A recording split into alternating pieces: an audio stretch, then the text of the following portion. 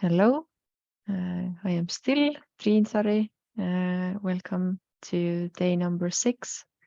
And today's mission is to make allowances for the difference between males and females. First, before I go any more further into the topic, I want to clarify some terms. So when I am saying males and females, I'm not pointing to physical gender. I am pointing to the polarity of awareness. Huge topic. Again, I do not assume that we understand everything the same way immediately in this little call or in the discussions afterwards. Like I shared yesterday about one topic, there's a full masterclass about it, and it's the same with the topic of males and females. We have 2 different masterclasses, one for women and one for men, about this particular topic.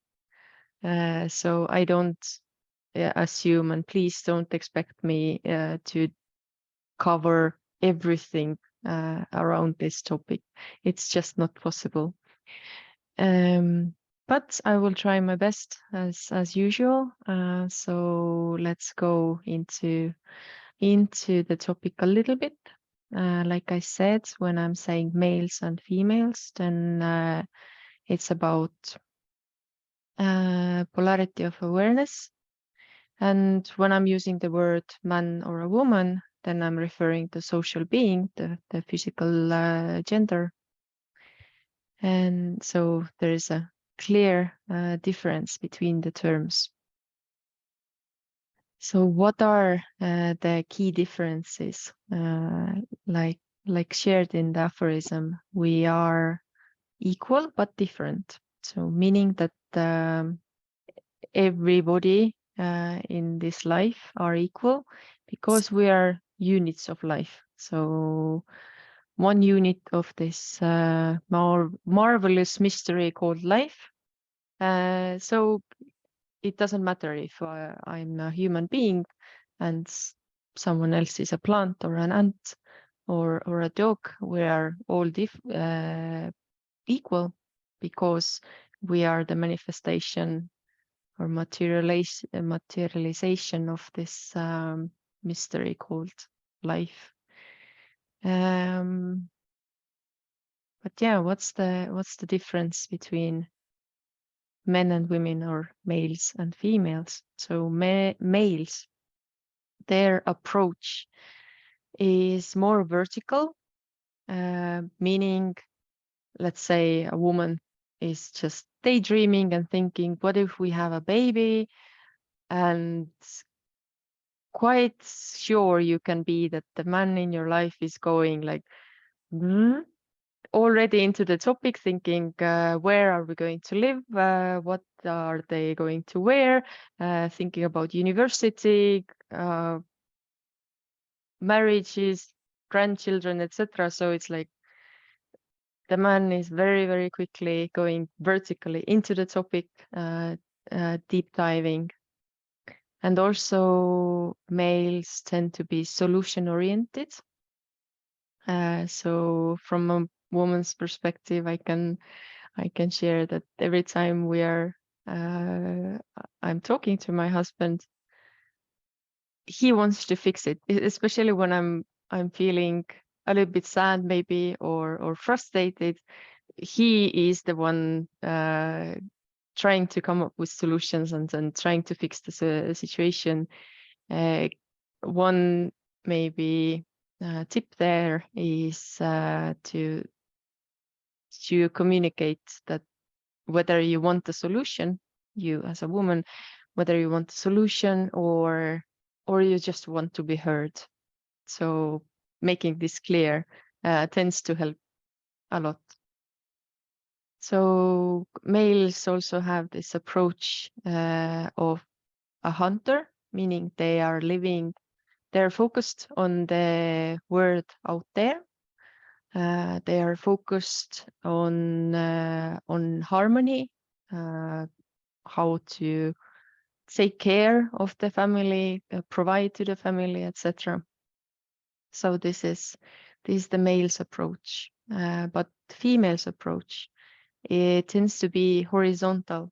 So that's why in the very cool video that Margit already shared, women have this brain which is like a bunch of wires, everything is connected, we can see everything, and that's why it's said that women tend to be, or females tend to be better in multitasking, because even though that we are focusing on one thing at a time, but this one thing is already connected to 5 other things, so they also need to be taken care of. So that's why we're all over the place. Females tend to be biased towards emotions and feelings. And when I'm saying biased, I don't mean it in a negative way. It's just the way it is. And the job for the female is, when the male is out there hunting, then female is tending to the hearth, taking care of the needs of the moment, making sure that everything at home in the family is taken care of. So it's more like this nurturing and taking care, and this type of approach to life. To draw another parallel, the relationship between man and woman, or male and female, is very much like a dance. So if 2 people are trying to lead the dance, it's not going to work. So there needs to be one leading the dance. This is usually generally the man, or the male is leading. And how they are leading, if you want the dance to work perfectly, like beautifully, then the male needs to lead first himself, and then also include the female, of course, and then take care of the female. And the female's job in this dance is, like I said, to care for the needs of the moment, do all the spins, decorate. So the dance looks good if the female doesn't need to worry about bumping into someone or not knowing where we are going. It works very well if the man knows where they are going, what is happening around them, and this already gives enough space and safety for the woman to decorate the dance, make it beautiful. And I'm not saying that one of them is less important. They are both very important, equally important. And about this topic, what we need to remember is that life demands from us to use both of the polarities. So there are moments when we need to use the masculine qualities. There are moments when we need to use the feminine qualities, and there is no need to feel bad about it. So just the way it is, just the way it works. But why we were born man or a woman, this is where our potential lies. This is what we came here into this lifetime to learn. So I'm going very, very deep into the topic, not very wide, but just into the energetic and then spiritual side more. So let's come back to today's practical task. So the mission was to make allowances for the difference between the approach. And I want to point out that there's a difference to make allowance between the approach versus assuming that there is no difference. So what we don't want probably what we don't want in our lives is we don't want to seek to impose one approach to everybody. So it's not possible. And this is what I am speaking from my experience as a woman. So for example, it's not possible for me to be in the same level of execution, meaning I cannot tend to all the projects which are on my table with exactly the same energy throughout the month.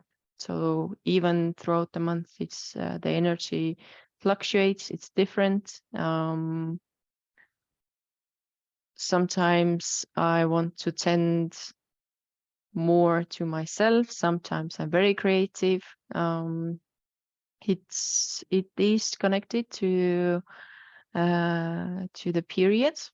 So if you learn to understand how your period works, how your rhythm works, it's very interesting. You can start predicting how you're able to work and execute whatever you need to do in the life. So, and today's task was about the daily tasks at home. And I want to share a really cool example, a really practical and daily example. But in the weekend, what happened was that we switched jobs. So usually it was my job to lead the household chores. But yesterday we switched with my husband and it worked much better, meaning all boys were listening. They were more obedient and things got done much more effortlessly than on the times when I am leading the process. So already I took note of it yesterday, and we need to figure out how to come up with how to repeat what happened yesterday. So probably I'm going to hand over this general position, this telling boys what to do and when to do it to my husband, and I can be the one then just pointing out what needs to be done, and also do whatever we decide to do on the expedition of cleaning the house. I would really like that in the sharing part also men will share about the differences, but about myself, about my monologue, this is it for today, and I will now stop the recording.